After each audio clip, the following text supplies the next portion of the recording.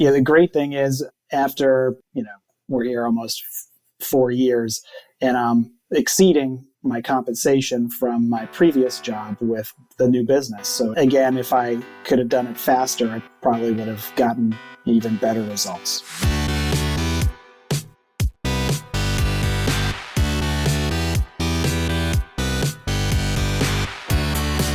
You're listening to The Successful Bookkeeper with your host, Michael Palmer. Listen each week as inspiring guests share their secrets of success to help you increase your confidence, work smarter, and build a business you love. This episode of The Successful Bookkeeper is brought to you by PureBookkeeping.com, the proven system to grow your bookkeeping business.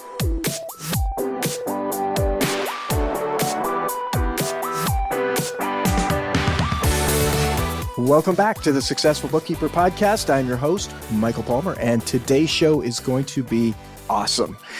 Our guest is the founder of Community Financials, which helps homeowner associations with their monthly bookkeeping, serving over 12,000 U.S. homeowners, and he's a former Army captain. Russell Munz, welcome to the show. Thanks for having me, Michael. As they say on the radio, longtime listener, first-time guest, and I appreciate the opportunity to share some of what I've learned along the way. Oh, well, it's our journey together has been an interesting one. You listening at first, and then we've met up. And so there's lots of cool stuff. And maybe we'll start with that. Tell the listener our story.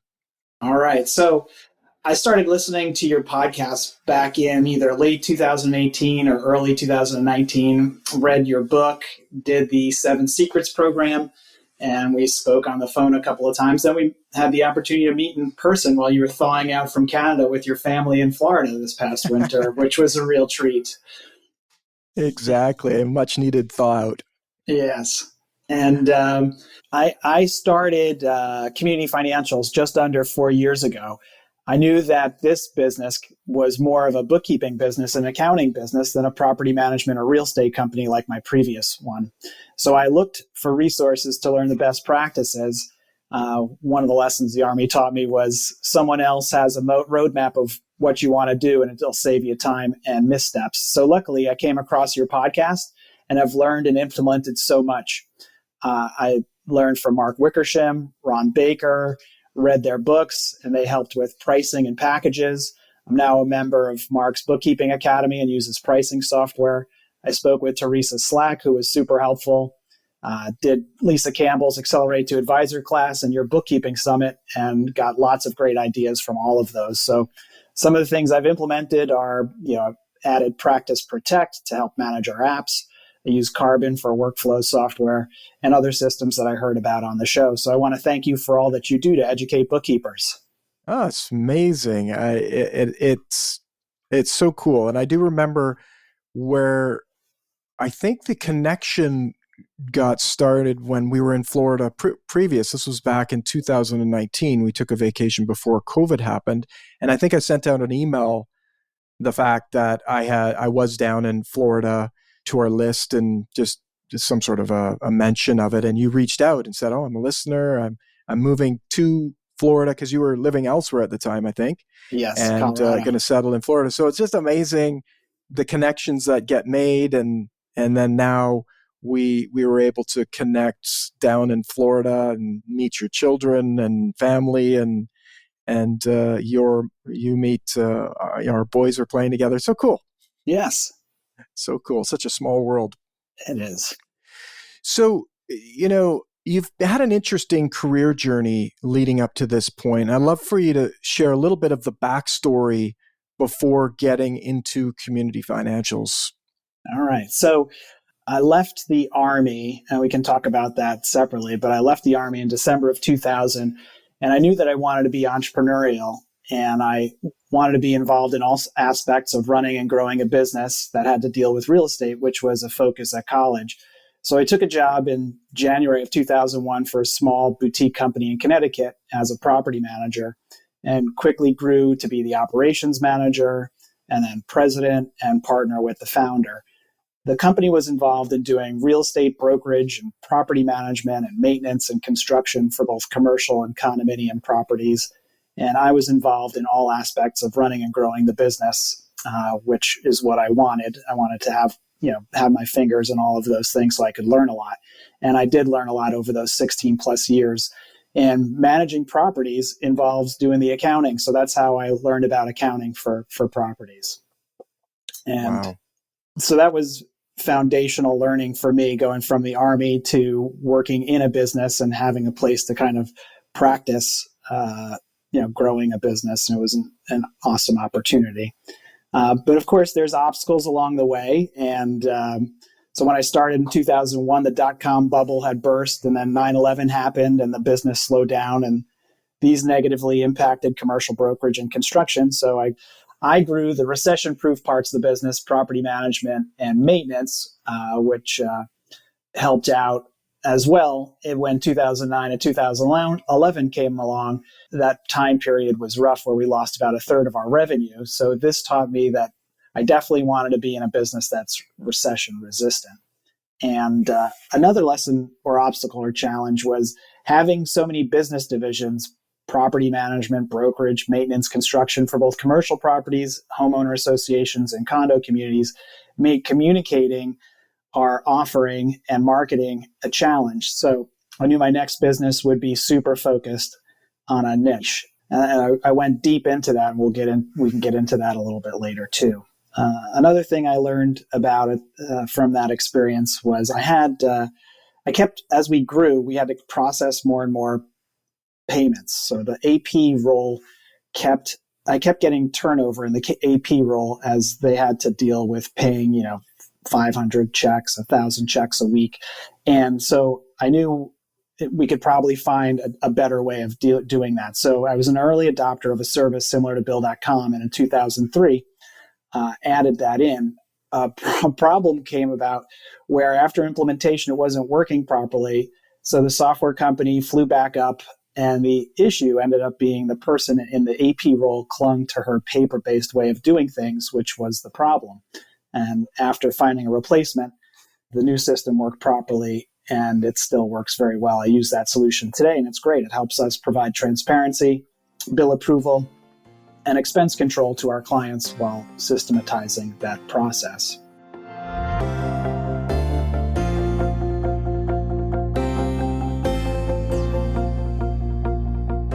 Wow, that's remarkable that the person that was there before was actually, it was because she was she sabotaging it? Was it just she didn't know how to use it? I think it was so ingrained in her that she would get an invoice, she would stamp the, at the top that it was received with the date, and then want to pass it around the office for people to initial on, and then data enter it. So I don't think it was sabotage. I think it was just that was her way, and she just wasn't willing to change to a new way, or it felt uncomfortable. The change felt uncomfortable. Yeah, no, it's interesting because you know on that one point, like the way we look at things, it's like someone could easily blame, oh, this system isn't working, so we're going to switch to a new system. It's like, wait a second, what are the other factors that might be leading to this? And so you brought them in, and they were able to find out the problem, and you're still using it today. So that's a long time. It is a long time. So very interesting. It's great software.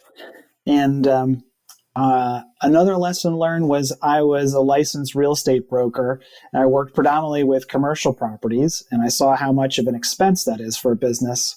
So I designed Community Financials to be 100% remote based to save money on rent.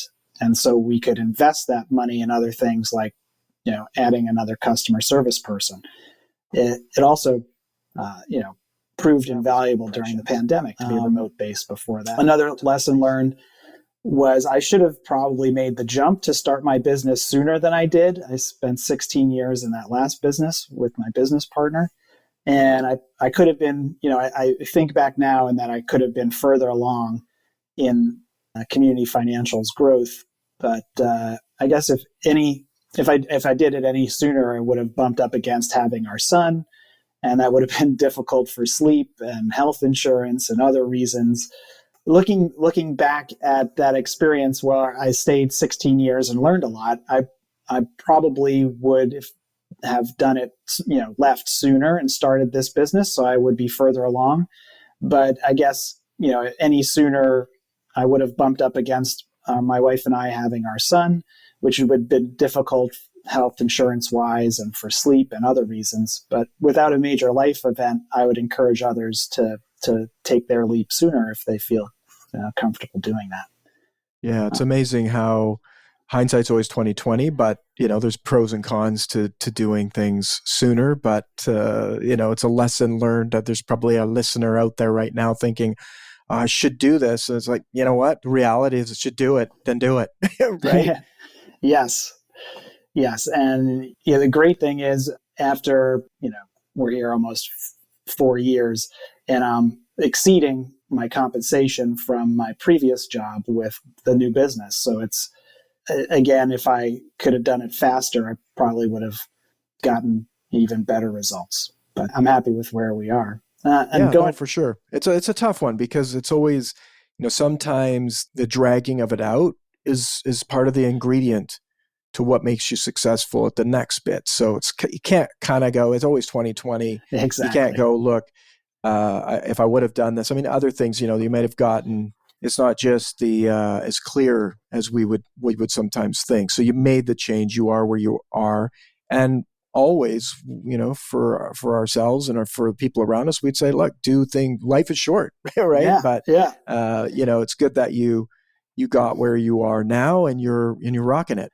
Some things I wouldn't changed was, when I decided to start the business, I worked backwards from picking a name and getting feedback from former clients and industry associates on the name, and then on working on a logo and getting people's input on the logo, and then built a website. And so to start talking to the niche and marketing my business. So I started with that first before, so that I could attract a customer. So I started building out my systems at the same time. And when I attracted a client, we worked on doing the work kind of as the last step, which is sometimes not intuitive for people that are the technician, and they get the work and they just start working on the books. But I started the business with no customers, and I wasn't a bookkeeper, and I hired people to help as I grew. And the benefit of this was I was 80% focused on working on my business and not in the business like many listeners. But that comes with the downside of not earning any money for a long time. And for me, that was about a year without a paycheck, as I had to pay others and make investments in the business. And to help with bootstrapping for the first year or so, I was also working doing real estate management and brokerage out in Colorado to help pay for living expenses.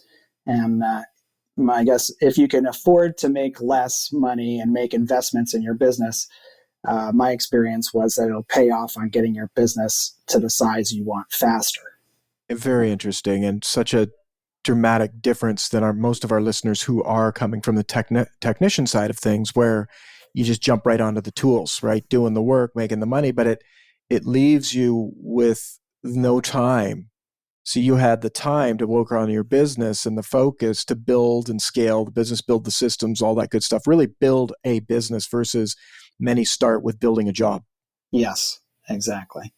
And, the kind of the last thing to bring up to date is I started the business with some part-time contractors so I could test them out, work out my organizational chart, and I thought I'd diversify my risk if one didn't work out. However, the flip side of this was that you have to pay for more training, spend more time on recruiting and interviewing. You have more expenses with apps, and you have to manage more people, and the communication becomes more complicated. So over the last year, my focus has been to have fewer people that work full-time. And full-time also provides more of someone's full attention, which results or should result in better service as well.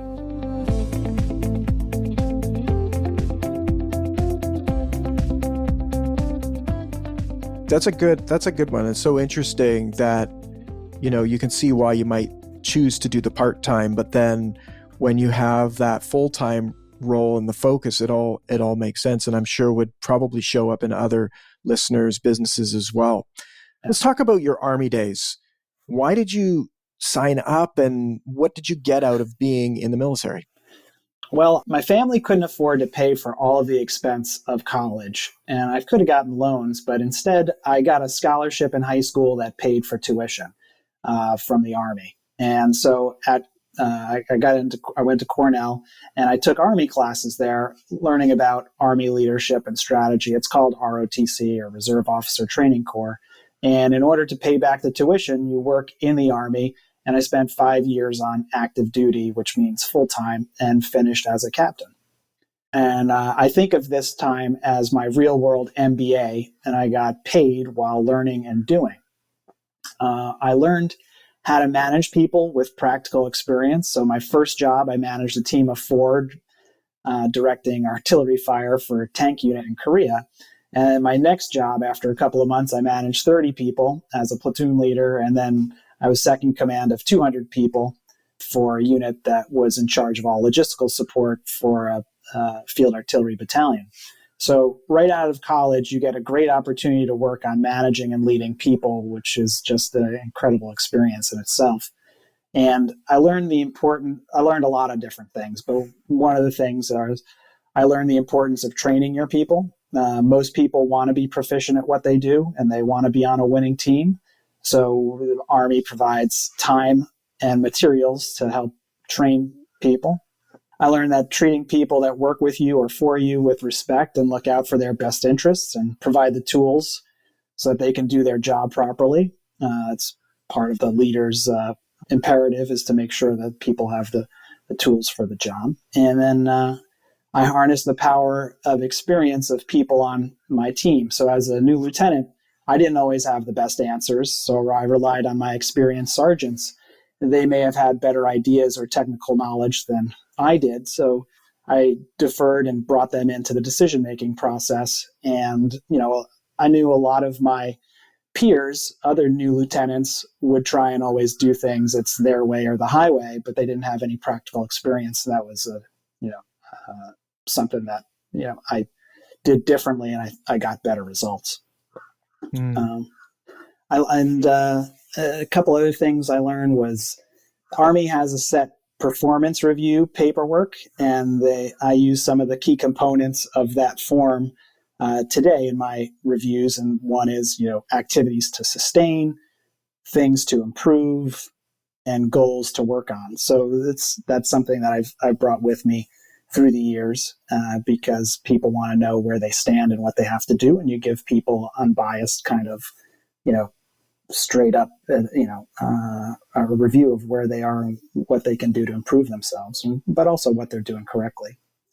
In the military, I was led by good leaders, and I was led by, not so great leaders. And I learned just as much from the good leaders as the bad leaders. And you see what you want to emulate, but you also see what you don't want to do. So, that's also an invaluable experience with all the change I probably have, 7 jobs in 5 years. And with all the the change in supervisors, I learned a lot about different people's leadership philosophies, and some great takeaways there.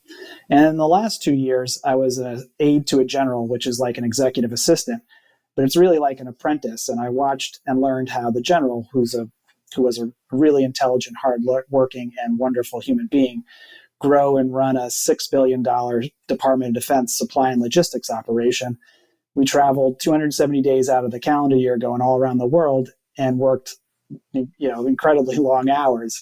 So my life wasn't my own. But during that time, one of the biggest takeaways from the experience was it stretched me to think much bigger. So, if you're used to working in a business that only does X dollars, and then you're thrown into an environment where you're seeing a business at such a high level, you think, well, that's possible.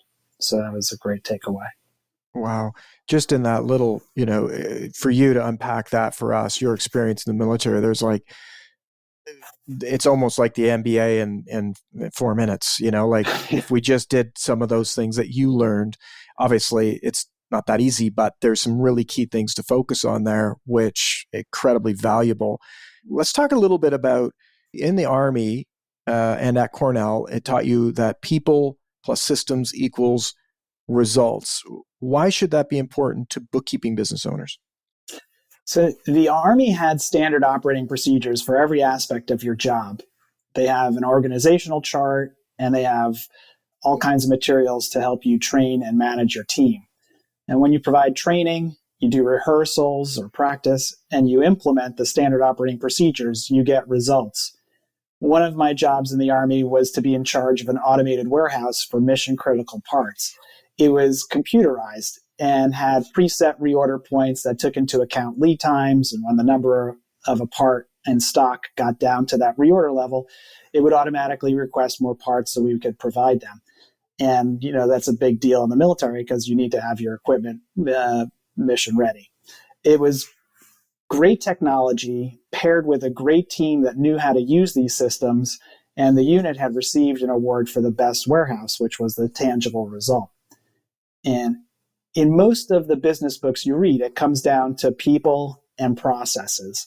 And Michael Gerber's book, The E-Myth, talks about sketch out your ideal org chart of where you want your business to look like in a few years, and then systematize the business and provide standard operating procedures.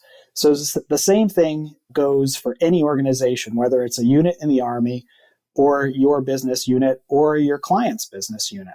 Wow. It makes a lot of sense. And so in your previous business, you had 41 people over 16 years. What tips do you have for our listeners to grow their business? So, well, of course, perseverance, continual improvement, including systems and processes, and especially people. So my top job was the direct recruitment of the staff, as well as providing training resources. And I was involved in drafting marketing sheets with the help of a designer. I do the selling. On more important sales opportunities, I'd bring in more experienced person with me since I was young and had a young-looking face. So I brought in some gray hair. Plus, they were more of an expert in their field. So combined, we made a great team. I ran weekly and monthly meetings to help with sharing information and getting cross-division collaboration, and with provided training as well at those times. Currently, in my new business, I use daily huddles and weekly senior leader meetings. I'd say don't measure success by the number of people you had. I was prideful that we had that number of people. I also thought that the org chart was developed nicely and filled out. But investment banks measure the revenue by employee, and you want that to be higher. So you pay more to fewer people, and having fewer people is better. It's easier to manage, and it's better for you don't have to recruit as many people, and you can retain them. So I would focus on that.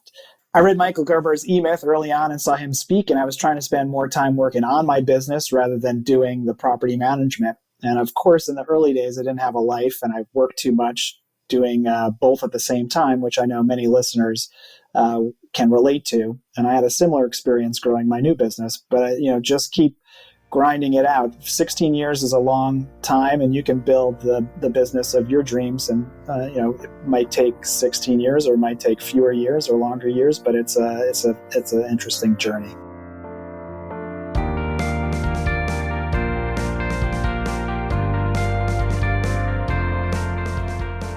Wow, it's remarkable, and definitely. So it's so interesting to see that, as I said earlier, to see you coming at the bookkeeping industry as the entrepreneur versus the technician. So much that our listener can learn from that and embrace, and see the remarkable results that can occur when you do that, which is exciting. Now, you talk a lot about, and one of the core values of your company is to deliver a wow experience. Describe what a wow experience means to you, and what suggestions can you provide to help our listeners deliver wow experiences to their clients? Yeah, terrific. So wow service goes beyond, we'll get back to customer within 48 hours. And it is faster response. It is live call answering. And the wow comes in really when you add personalization to that. So you remember something about your client, like they're a fan of X sports team, or they went on a family cruise, or they have a pet, and you ask about those things in your next interaction. You weave that into your conversation, and you make the customer's dealings with you more memorable. And we're all in a service business, and the stats are that clients will leave and go elsewhere, not because your price is too high, but they'll leave mainly because they feel ignored. They can't get a timely response to their questions. We all want to attract clients, so great service will help with referral business, and we don't want to lose clients. So wow service reduces that likelihood from something that we have more control over, like providing great service. Core values are something that helps a company make decisions around where to invest money, and systems and people a lot of times. And so also it helps with hiring and asking people that are kind of tuned up for the providing customer service. It's kind of in them. It also helps with promoting people and letting people go if they're not a fit and they don't live the wow service. They don't kind of belong in the culture. They're not a fit for the culture. In my experience, a lot of business owners don't invest in service. They see it as an overhead. So they don't hire that additional person to handle calls as they grow. They don't have a phone system that cascades callers to another person on the team when somebody else is on the line, or they don't have a hold function. But if you're building a business to provide industry-leading service that will drive customer satisfaction, it'll lead to positive online reviews, and then you will get referrals organically, which is what we want. So you could spend $2,000 a month on marketing, but if your service is not good, you're going to lose people out the back door. So I would say put the $2,000 into customer service, and that will grow your business because you'll get referrals. And so it also reduces the headaches of having to hop in on customer service crisis when a client copies you on their problem. And also, you can use responsiveness key performance indicators to help manage staff. We can get information on call volume and picked up calls to a person's extension, for example, and we want more live pickups because a customer doesn't want to leave a message and then get a call back, which would be 2 phone calls. They want to get it done in the singular call that they make to you. We can also get a report on the average response time to emails by person, which is a huge indicator of responsiveness. And we check with our clients and do customer surveys where they rate us on a 1 to 10 scale or the Net Promoter Score. So this score is one of the main ways that I manage and tell the performance of our team managers. And, service is essential, especially in a virtual company like ours, in order to build a tangible relationship. And it works.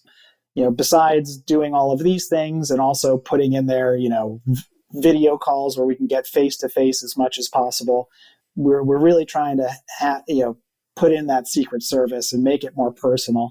And we currently have 23 Google reviews online, and all of them are 5-star.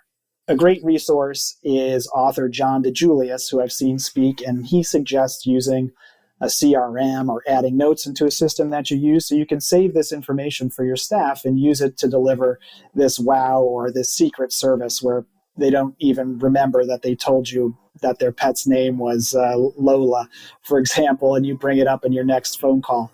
But your team becomes secret agents to discover this information and save it. And his book, the book where he talks about this, is called Secret Service. So I encourage, I encourage people to see how they can personalize their interactions with their clients more.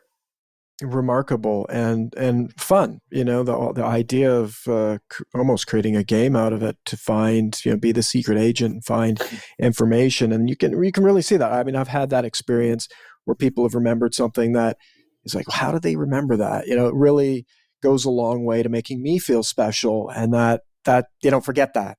So that's where those 23 5-star Google reviews come from. Russell, tell us a little bit about if people want to find out more about you and Community Financials, where can they do that? Well, first, if your listeners have a homeowners association or a condo community that doesn't fit into their business or isn't in their niche, and they want to refer to a specialist, they can learn more about Community Financials at communityfinancials.com. It's plural, Community Financials with an S at the end.com, or on our Facebook page or on YouTube, where we've got some videos as well. And if you want to connect or talk shop with me, you can contact me through our website, Contact Us page, or on LinkedIn. Beautiful. And we'll put those links in the show notes.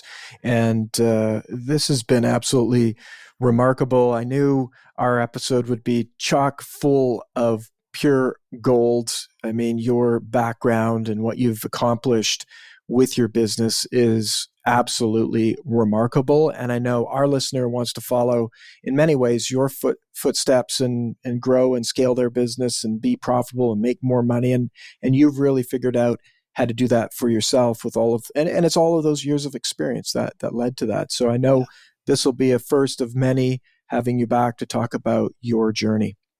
Well, thank you, Michael. I appreciate the opportunity. Beautiful. Now, I will say, too, you actually provided some other notes that I think are extremely valuable. And what I'm going to do is I'm going to post those in our community. So the community.thesuccessfulbookkeeper.com. You can sign up for that.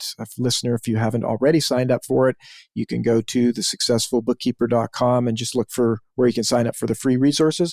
But what I'm going to do is I'm going to put this recording of our podcast, and as well, I'll put all these notes that you've given around some of the marketing, different things that you've learned. I mean, we could do a whole other episode on it. We probably will in the future, but I don't want to leave our listeners waiting. So if you are interested in learning about this and getting more of these notes and thoughts from Russell, please do that. And we'll also put a link to where you can go get that in the show notes of this podcast. Russell, awesome. Loved having you. And thank you for your generosity and sharing your business journey with our listener. My pleasure, Michael. I appreciate it. And I hope the listeners got something valuable out of this episode. Oh, I absolutely know that they did. And with that, we wrap another episode of the Successful Bookkeeper Podcast. To learn more about today's wonderful guest and to get access to all sorts of valuable free business building resources, you can go to thesuccessfulbookkeeper.com. Until next time, goodbye.